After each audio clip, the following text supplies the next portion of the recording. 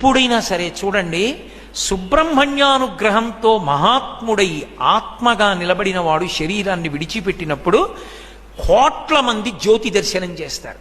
శరీరం నుంచి జ్యోతి బయటికి వచ్చి వెడుతుంది. నేను మీకు కొన్ని ఉదాహరణలు చెప్తాను. మీరు ఆ సంప్రదాయమునందు అనురక్తి కలిగిన వాళ్ళు కాబట్టి తరువాతి పరిశోధన మీరు చేయండి. నేను మీకు కొన్ని ఉదాహరణలు చెప్తా.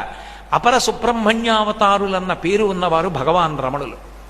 భగవాన్ రమణుల్ని చాలామంది సుబ్రహ్మణ్యావతారం అనే పిలిచేవారు, సుబ్రహ్మణ్యుడిగానే కనపడేవారు కూడా చాలామంది.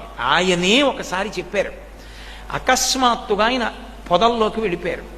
పొదల్లోకి వెళ్ళి బయటికి వచ్చి, అయ్యా ఎక్కడికి వెళ్ళారంటే వారి నోటి వెంట అబద్ధం అవసరం ఆయనకి ఏముంది, కృత్తికల పాలు తాగి వచ్చానన్నారు. ఆయన అరుణాచలం పొదల్లోకి వెళ్ళి కృత్తికలు పాలిచ్చేవారు అని చెప్పేవారు.